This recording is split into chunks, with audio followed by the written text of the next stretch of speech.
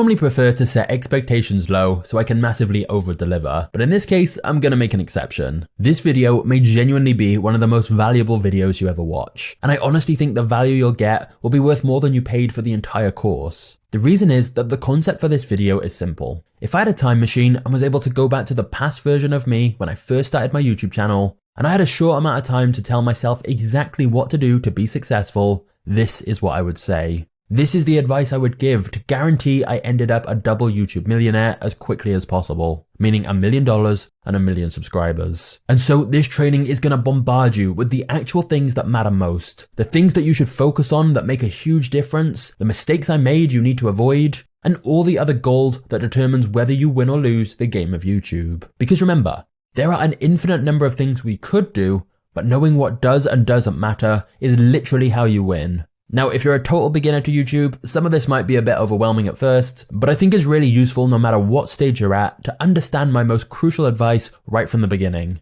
So you can always keep these things in mind. So, it's time for the truth most creators don't share or talk about. Here is why my channel really blew up and how you can do the same. Number 1. Spend a disproportionate amount of time on the small number of things that actually matter most. If you only focused on these things I'm going to tell you and blocked out pretty much everything else, you will become incredibly successful on YouTube, because these things determine probably 90% of your success. So you should spend a significantly disproportionate amount of time focused on just these things, which is great news, as it means less things to focus on or worry about. So let's run through what the most important things actually are. Number 1, the topic or video concept. In other words, the idea itself. Number 2, the thumbnail.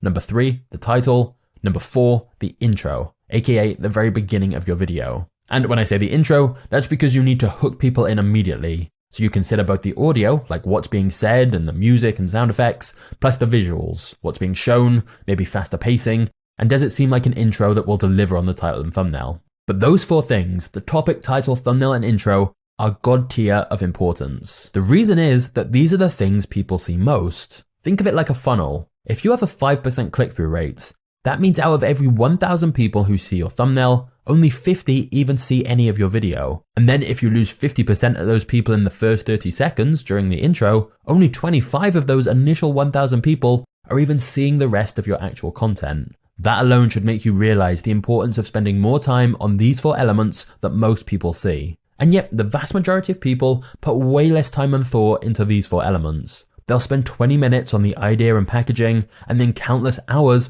actually making the video. The maths doesn't make sense. Now, just slightly under those, there's a couple more fairly crucial things. So number 5 is genuinely valuable content, meaning something that's actually interesting, entertaining, or genuinely helpful or informative. If it's not at least one of those things, and ideally multiple of those things, then what is even the point of the content? Is your video giving viewers something they actually want? YouTube's algorithms are designed to optimize for user satisfaction, so be brutally honest and objective about this, because it's where many creators go wrong. The other reason this point is so important is because it affects your channel reputation. If you deliver on what you promised and people come away with a positive experience from your video, they're much more likely to click on your future videos, regardless of how good the title or thumbnail is. Whereas if you don't deliver and it's a waste of their time, you make it much harder for them to click your future videos, regardless of how good your title or thumbnail is. People's experience with your past videos is one of the biggest determining factors of whether they'll click again in future. So that's why you need to make genuinely valuable content. And finally, number 6.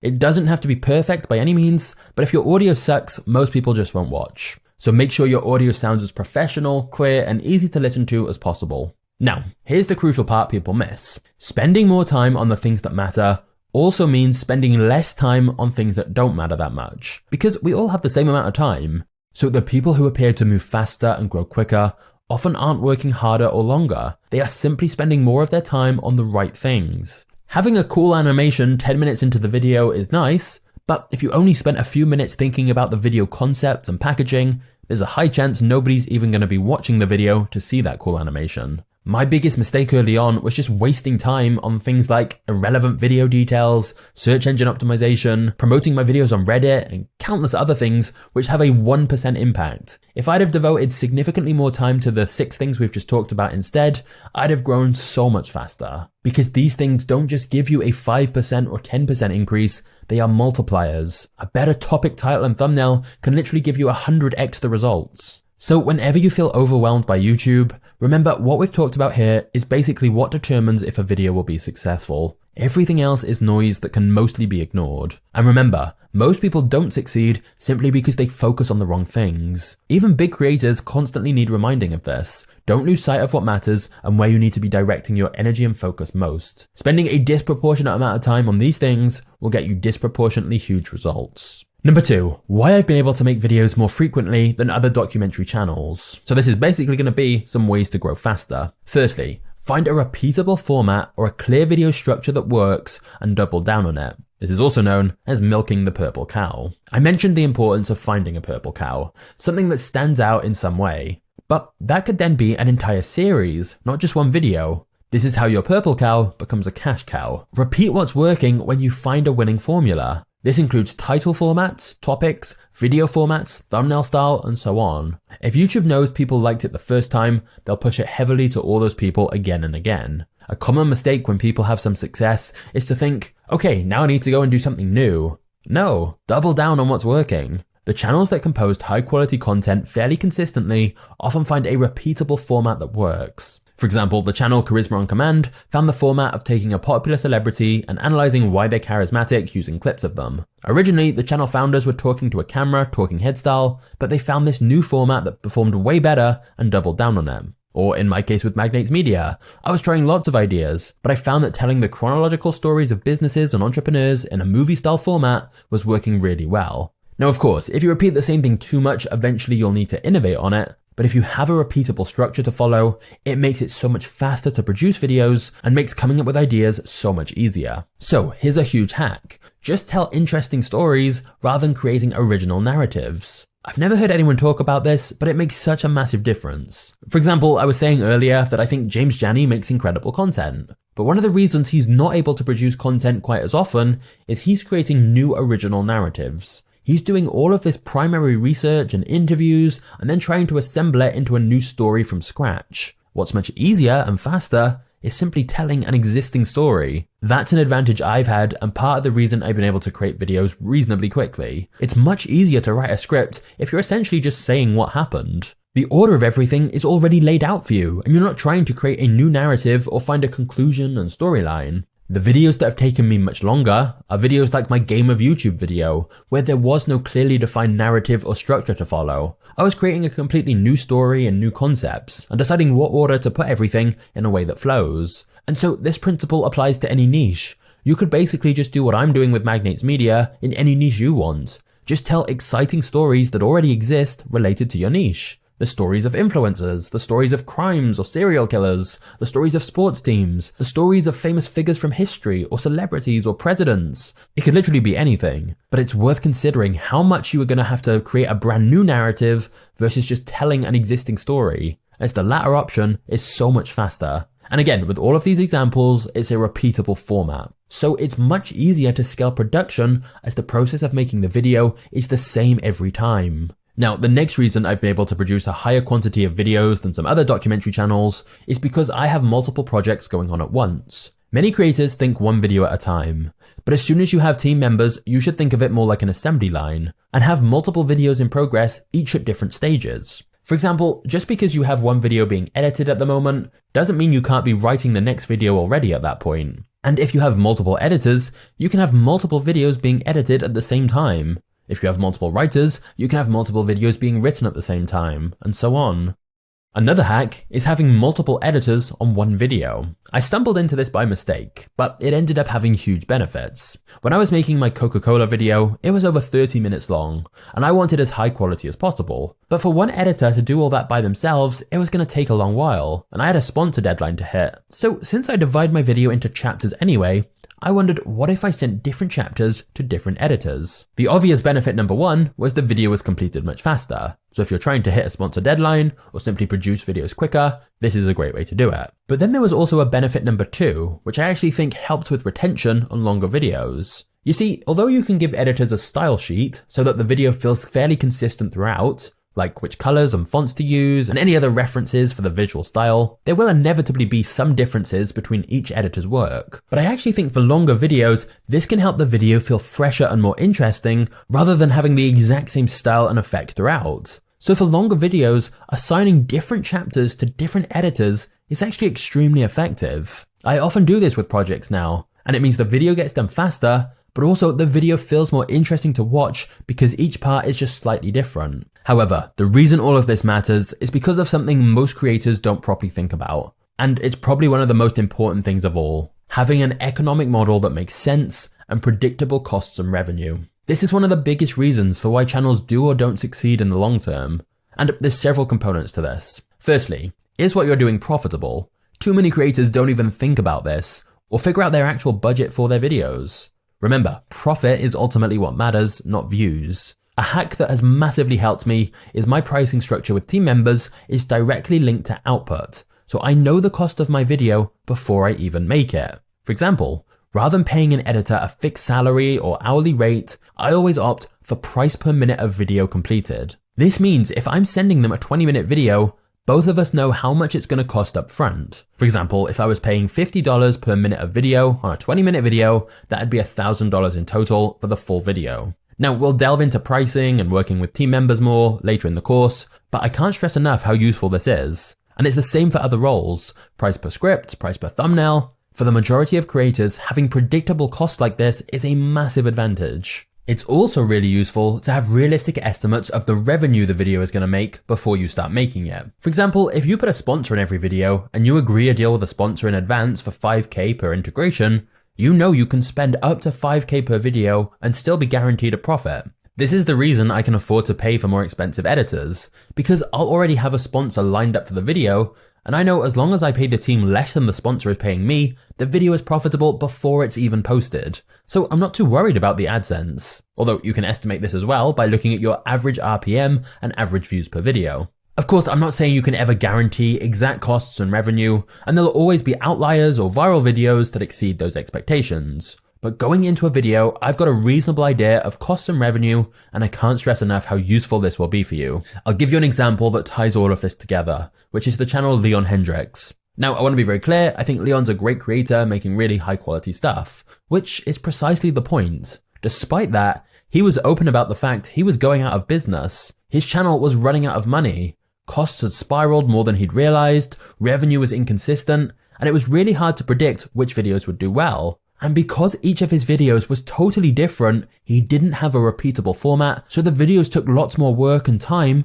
and thus the whole process was way less efficient. He also had team members on payroll rather than pay being directly linked to their output. So estimating the costs of videos was near impossible. So now he's decided to change up his strategy. On the flip side, Magnates Media has an easily repeatable video formula that's proven to work, and the economics are extremely clear and profitable, so I can do it over and over again, and invest heavily in more content without being worried about things like making payroll or how much AdSense each individual video gets. You definitely don't have to do everything I've mentioned here, but I'm just showing you how powerful it is to start thinking more about these concepts, especially if you're viewing your channel as a business that you want to be as profitable, efficient, and scalable as possible. Number 3, the 3 key video goals: evergreen, meaning timeless, high quality, and remarkable. Because algorithm equals audience, so don't get caught up in changes or trends. Whilst there are multiple ways to succeed on YouTube, I strongly believe that the absolute best way is to simply make videos with 3 key attributes. Number 1, evergreen, which means somebody can watch the video years from now and still enjoy it or find value in it. This means you do the work once now, but reap the benefits for years to come as YouTube will keep promoting it, and you'll keep earning passive income from it. When you have a whole library like this, it means even if you stopped posting, you'd still be making good money, and your channel would keep growing. The more videos you have, the more this compounds. This is the direct opposite of trending news channels whose videos won't be relevant a few days after posting. So when selecting topics and making videos, consider how you can make sure people would still want to watch this much further in the future, not just right now. The second attribute is high quality. This does not just mean production quality or fancy editing, it means all the items on the content scorecard. So basically, spending more time to level up each video rather than spamming out lower effort videos. It's my strong belief that given more content than ever is being created, the way to stand out is by focusing on quality, not quantity. How else can you stand out amongst all the noise and competition? And number 3 is remarkable videos. Remember, this just means something that stands out and is a little different or worthy of remark. It doesn't mean every video has to be something totally never done before, but you're bringing something that feels fresh, not just copying what every other person is doing. Focusing on evergreen, high quality, remarkable videos has been my strategy, and I've seen this work exceptionally well for pretty much every creator I know who has gone this route and stuck with it. Because on YouTube, eventually the good stuff rises to the top. That's literally what the algorithm is designed to do. Find the good stuff people will like most. Now, YouTube does change regularly, and if you follow a lot of people on YouTube or other social media who talk about YouTube, it's tempting to feel like the algorithm and trends are constantly moving. But I can't stress enough that you should mostly ignore all this. Firstly, remember when we hear the word algorithm, just instead think of the word audience. Because YouTube's algorithms are simply trying to show the audience the content they'll like. So we shouldn't be thinking about algorithm changes and should just be focusing on making content the audience will like. The algorithm will follow that. Jeff Bezos has a perspective that can help us here.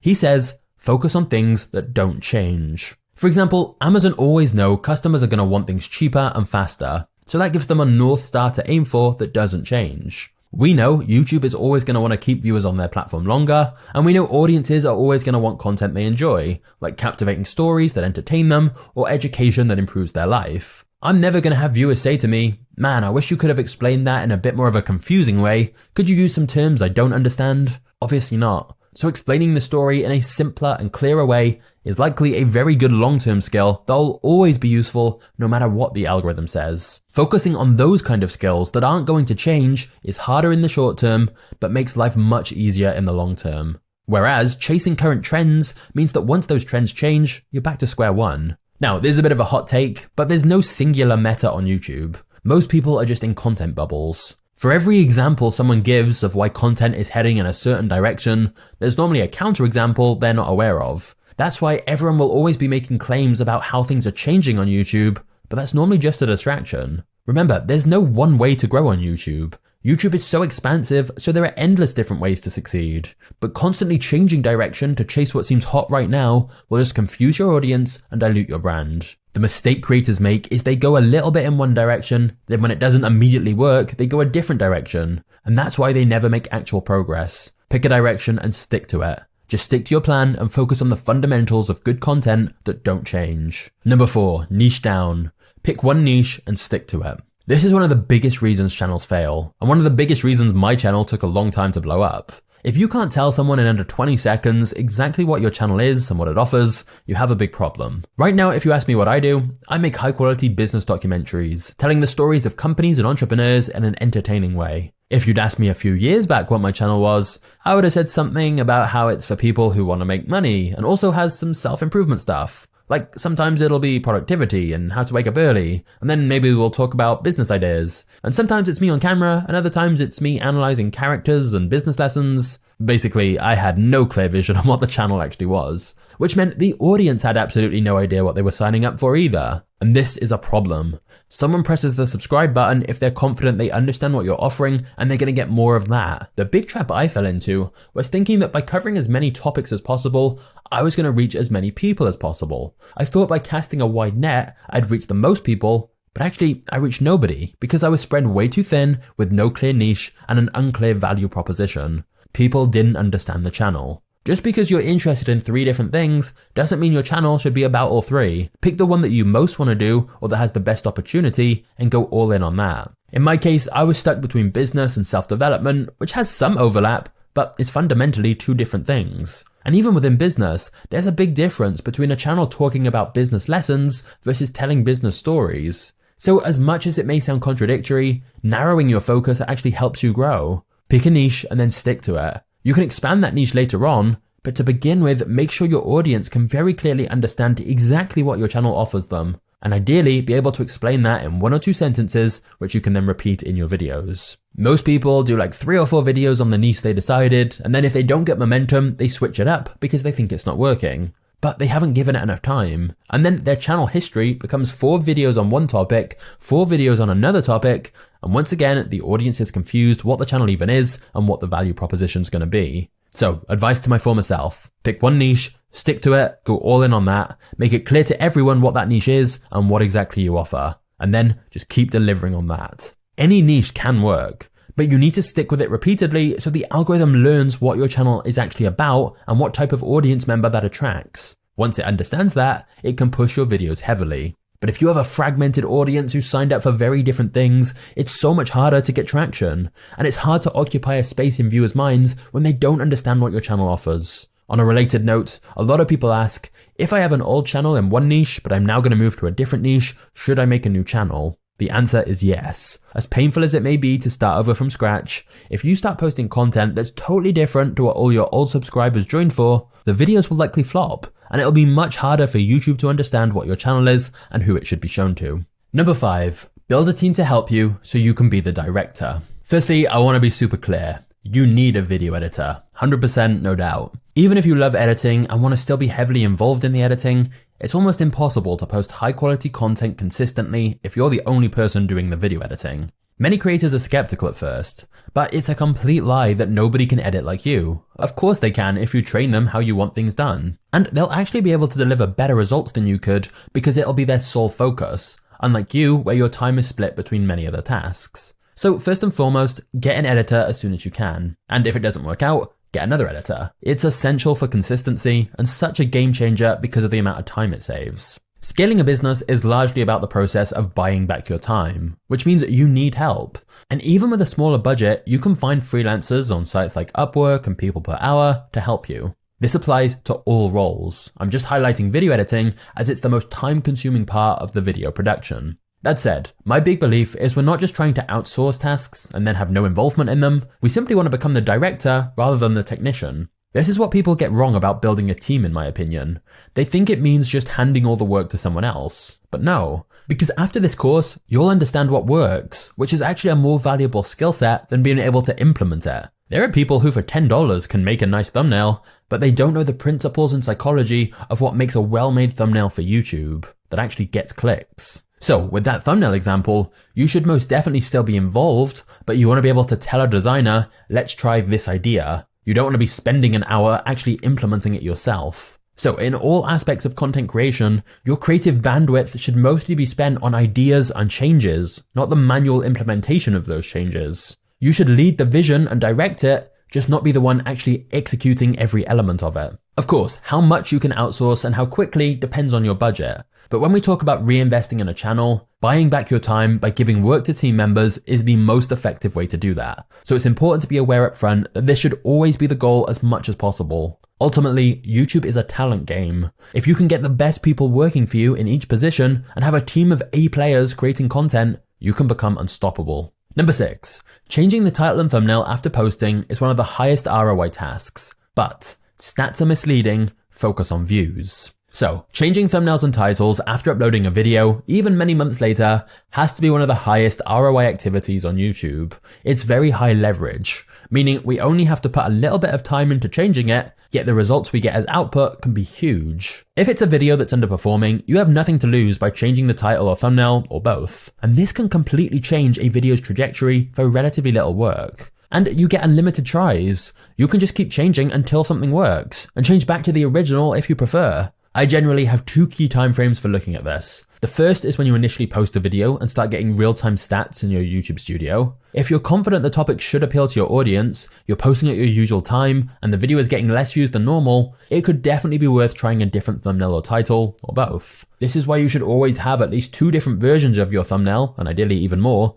before you upload the video. That way you can actively test different options, rather than being reactive and panicking if it's not working well. Having said that, I am generally less worried about changing the title and thumbnail when you first post, as there are a variety of reasons your audience may not watch immediately. However, after a week or so, that's given them plenty of time to watch. So if views are significantly lower than normal, that's a great time to try some new packaging. And remember, changing the title and thumbnail doesn't just have to be a little change. You can reframe the entire video to something entirely different, which we'll talk about later in this course once we get into the thumbnail and title trainings. But firstly, which videos should you change the title and thumbnail? The easiest and biggest wins come from looking at which videos have good retention but lower than average views, as this shows the video itself was not a problem, people were watching it, they just weren't clicking on it as much. However, any video that's underperforming your average may be worth changing. Whereas on the flip side, any video that's performing really well, they're normally best left untouched. But even a small increase is worth it, which is why even just changing a few words in the title can have a significant impact. A big mental breakthrough for me came when I realized that the goal of the title and thumbnail is not to describe the video,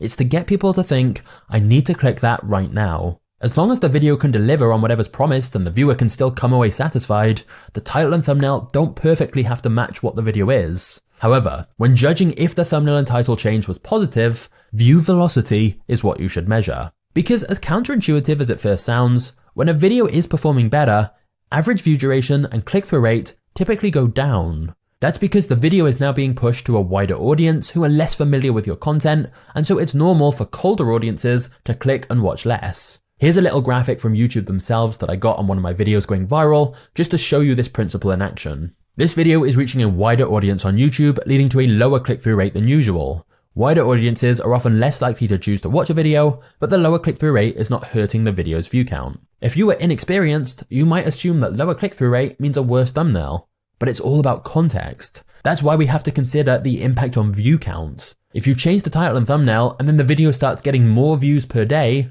that was a good change, even if the click-through rate doesn't improve. So when changing titles and thumbnails on old videos, I like to keep a spreadsheet of what date the change was made and how many views and impressions the video has in total at that point, along with how many views the video got in the last 48 hours. I then like to check back a week later and see if the views in the last 48 hours have changed much. You can obviously get a lot more scientific with this, and we'll talk about that more later, but with analytics it's very easy to draw the wrong conclusions. And that's why when you do make a change, the main thing we're looking for is an increase in views. As if the thumbnail and title change are successful and appeal to a wider audience, eventually click-through rate will actually go down. But as long as we're getting more views overall, that's good. So remember, always create multiple thumbnails and titles to test, and yes, it is worth updating your older videos. You can absolutely revive an old video by changing the packaging. Not because the title and thumbnail itself causes YouTube to promote it more, but simply because if the new packaging appeals to more people and they start watching the video, then in turn YouTube will start promoting it more and more.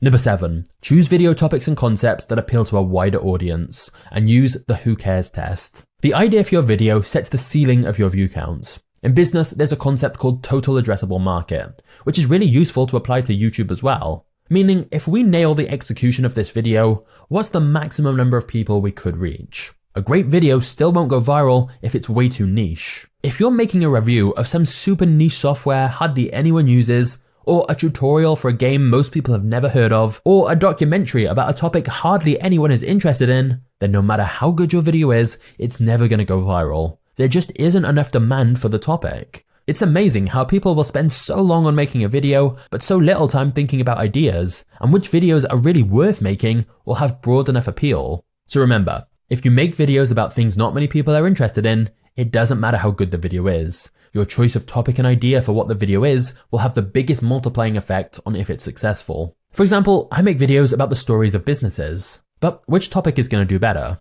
The story of Coca-Cola, which is one of the most well-known companies in the world and has lots of controversy and twists, or the story of a much smaller, lesser-known company called Raising Cane's, which a lot of people haven't even heard of and is a pretty straightforward success story. Sure, we could look at Google Trends to get data on which business has more interest, but we don't even need to. Common sense tells us the Coca-Cola video will be of more interest to more people. So regardless of if all other factors were identical, like the video and audio quality, one of these topics simply has a much broader appeal. In fact, I could spend way longer working on writing and editing the Raising Cane's video, coming up with the craziest complex editing effects, but the topic is the biggest multiplier on success, so it's unlikely to do as well as the Coke video. It sounds obvious, but like so many people, I would sometimes just move on from one video to the next, instead of putting more time into considering what the absolute best ideas actually are that are most unique, exciting, and appealing to as many people as possible. Because when you're really honest with yourself and think about it logically, instinctively we can tell which video ideas are better than others, and you just get better and better at this over time. But you have to continually remind yourself that spending more time considering which topics are going to be most appealing is one of the best uses of your time. One frame I've just started using that's really helpful is, if I could only ever make 5 more videos, which videos would I make? This forces me to be way more selective and consider which ones will give the best return on investment, because it's easy to just come up with ideas and bounce from one to the next. But the brutal reality is, if you are going the higher quality route where videos do take more time to make, you aren't going to be able to do all the ideas you want. So if you want to maximize the results you get, you're going to have to be much more selective. That's why it's always worth doing some preliminary research before committing to a topic to make sure the story or idea is actually interesting enough. Don't fall into the sunk cost fallacy of thinking just because you've started researching or planning a video, you have to do it. If it's not as compelling as you first thought, it might just be worth changing to a new topic. Now, there is an important nuance to all this. You can also stretch topics to be more widely appealing. So if you do want to talk about something quite niche, you just have to think how it can be packaged and presented to appeal to a wider audience. Because by making compelling high quality videos and packaging them really well with a great thumbnail and title, you can absolutely increase the interest in a topic. This is why it's important to consider the title and thumbnail before even starting to make the video. For example, I have a popular video on my channel about the story of WhatsApp, which probably isn't a really high demand topic in itself, but by packaging it around the question of how does WhatsApp really make money, it's something that I knew a wide audience would be curious about. And by making it a high quality video with a mystery investigation vibe, I knew it would appeal to a wide amount of people, not just those interested in the backstory of WhatsApp. So to summarize, don't make things harder than it needs to be. Make videos that will naturally appeal to more people. Now, there is one final component to all of this that most creators miss, which is the who cares test. Meaning, before making a video, ask yourself honestly,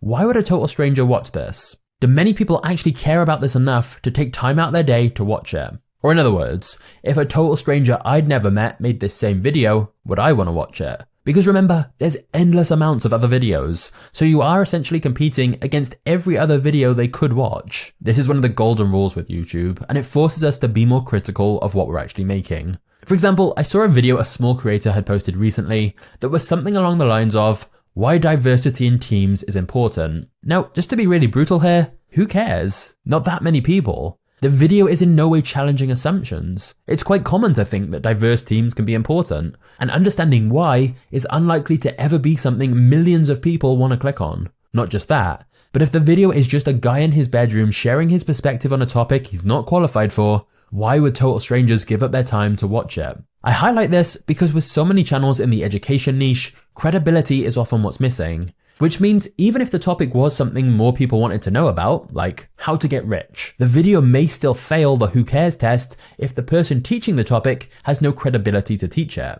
Because who cares to learn from someone who hasn't even done the thing they're trying to teach? And that's why when I say the video idea and concept, I don't just mean the literal what's it about, I also mean how that idea is going to be delivered upon and executed. How to get rich is an interesting topic people care about, and if Elon Musk posted a video about that, it's going to get a lot of views, even if the concept is just him talking to a camera. But if someone you've never heard of who's not rich says the exact same words into a camera as well, it's not going to appeal to a lot of people. It fails the who cares test because we want to learn from people who've done the thing they're teaching so we know what they're saying is correct. It'd be the same if you were making a weight loss video but you're overweight, or how to get YouTube subscribers when you have no subscribers. People just aren't going to care. However, if you are in the education niche, this doesn't mean you can only talk about things you're an expert in. It just means you need to approach it differently, like talking about lessons from people who do have the credibility, which is a technique called fame jacking, where you utilize other people's credibility and fame, and then packaging that information in a more interesting and creative way. So with the get rich example, instead of you just talking to a camera telling people the information, you can analyze someone extremely wealthy and break down the best lessons from them. Or alternatively, the concept for the video could be, I tried the top 5 ways to get rich and this is what happened. And then document your progress and journey and the lessons along the way. That's a concept more people would care about watching, even if you don't have a huge amount of credibility with that topic. Again, it all comes back to putting yourself in the shoes of the audience and being honest about how valuable this video concept will be to them, and how many people it would actually appeal to. So always use the who cares test with your ideas, and only start making videos once you're confident it's an idea a lot of people will actually want to watch. Number 8, obsession. Go all in. Nobody likes to talk about this, but the people who do extremely well on YouTube and blow up the fastest are the ones who are obsessed with it. It's their main focus. They go all in. For me, I stopped working on other business projects. I didn't try to do lots of things. I didn't even bother with other social media. I also cut back on social events. And so the majority of my waking time was YouTube. Either working on YouTube, thinking about YouTube, or learning about YouTube. In fact, watch any Mr. Beast interview, he uses the word obsession a lot. Now, once you get that momentum going, you don't have to be quite so obsessed if you don't want. But to get going initially, I'm gonna be brutally honest, if you want the best results, YouTube needs to become your primary goal and focus for a while. If you can find a way to reorganize your life to accommodate that, your chances of succeeding drastically increase. And trust me, the rewards are worth it. If you can't do that right now, you just have to be even more careful about making sure your limited time is spent on the highest ROI activities that we've talked about that have the most leverage. But wherever possible, find more time to focus on YouTube. Structure your life so you have the most time possible for YouTube. Completely cut back on anything else you're doing wherever possible. Because once you have a YouTube audience, it'll be easy to build an audience on other platforms if you want to. You can just shout out your other channels or projects. You can grow a business overnight when you have a YouTube audience. But you don't try to do a million things all at once. You get rich by doing one thing really well. The more you try to juggle, the more it decreases your chance of being successful as your attention is split. You'll hear of other opportunities you think sound better, but they're not. They're just shiny object syndrome, which is our tendency to want to jump into something new and shiny. YouTube will work for you, and it will bring you incredible results if you focus solely on that and become obsessed with it. Bit of a hot take, but people with balanced lives rarely accomplish incredible things. Society tells us we need balance, but that really just means spreading yourself too thin and doing lots of things poorly. Instead, I like different seasons of life where I am narrowly focused on a very small number of things. Hustle has become a bit of a dirty word, but most people who build something big have a laser-focused period of hustling and working really hard on it. I'm not saying the unhealthy version where you burn out, but there is something powerful about committing an extended period of time to one project. And if you can do that with YouTube, you'll be ahead of almost everyone else. Building Magnates Media, I had 2 years where I wasn't really having much of a social life. But because of that, I now don't ever have to work again if I don't want. I could spend all my time traveling or partying or relaxing or whatever season of life I choose. But you only achieve that outcome with a period of relentless hyper-focus and obsessing over improving your YouTube channel and content. This course tells you the information you need, but you just need to execute and stick with it. If you do, I promise it'll be worth it. So to summarize, you rarely achieve exceptional results in anything by trying to have a balanced life. Instead, have seasons of your life where you're laser focused on just a few priorities. Not forever, just for a set period of time. Because we have limited energy, and the person trying to do a little bit of everything just ends up doing nothing very well. We worship people who achieve incredible results, yet demonize the obsession it takes to get there.